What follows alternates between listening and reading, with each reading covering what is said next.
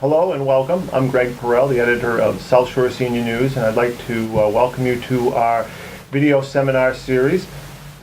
With this segment of our series, we're going to be discussing the ability to mix in charitable giving into financial planning and the benefits that it brings not only to the person donating, but also to the charities that receive the donations as part of the plan.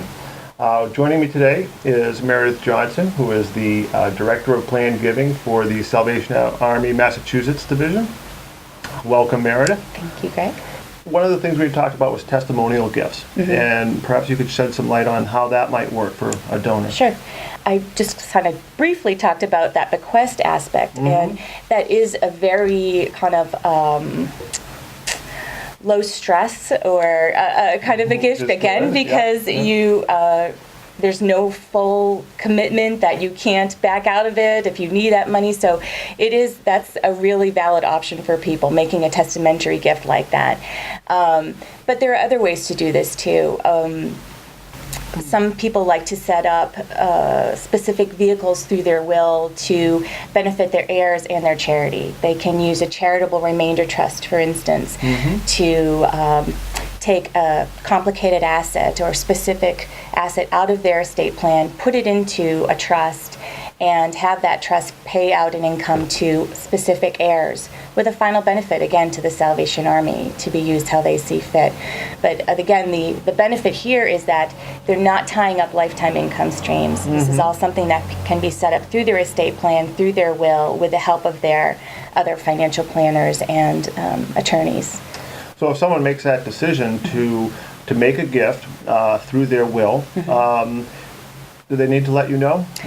I have to tell you, I know that it's very tempting to have it be a surprise for your charity, but it is so helpful, and I know I speak for all of my peers in this field, to know about somebody's intentions. Right.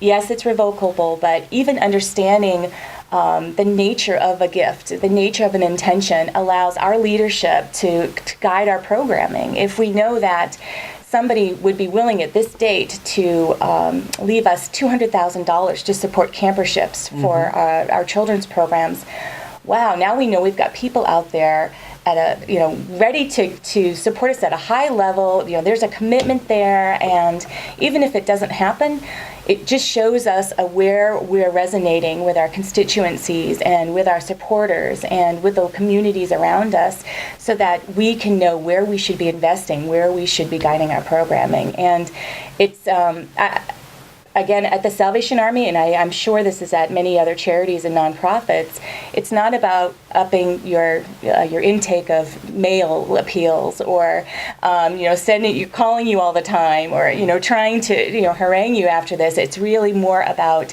us, again, understanding how we can flesh out our programs, how we can make the Salvation Army even more effective, because we know how people see us, or how we should change how people see us. It's just very helpful in that way, and I really strongly encourage folks to let their charities know.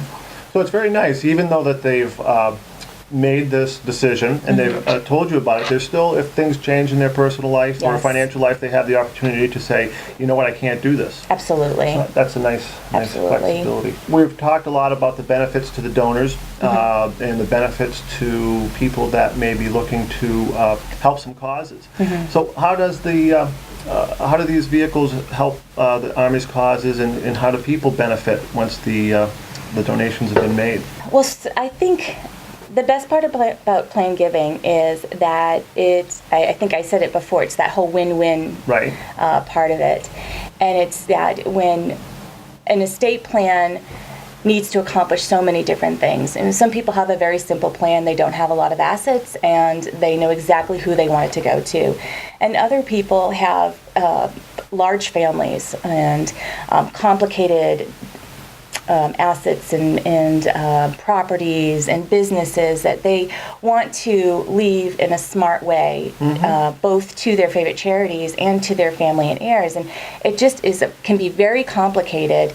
And I think that these charitable gifting tools like the annuity, like the trust, and even just as, like a bequest, can really help funnel all that complication into the right areas so that you're accomplishing the goals you want to accomplish, and it takes off the stress, the worry of knowing that your goals are going to be met and that your legacy is going to continue in the way you want it to. So you're accomplishing a lot of different things. You're, again, that legacy of supporting a cause that means a lot to you, supporting your family who you love and that you want to see them thrive, your business that you put your heart and soul into, it's going to the right person for the right reasons and that they'll carry that on. So it's just a kind of a way to flesh out all of those goals. Quite frankly, I've spoken to folks who have thought that the Charitable Remainder Trust, for instance, was an opportunity for them, and just after conversation realized that the charitable mix maybe was just an ancillary, a little tangential benefit to them.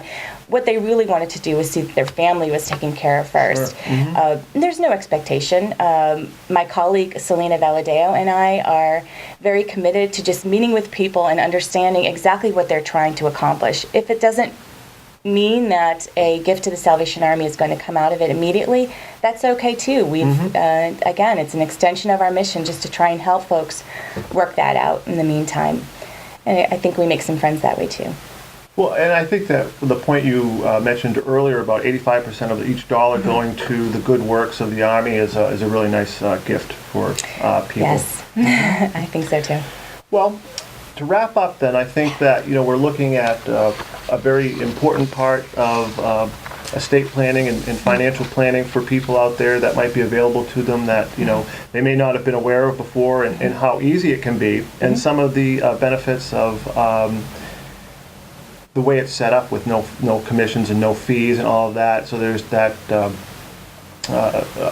security that all of your investments going to the cause that you'd like it to.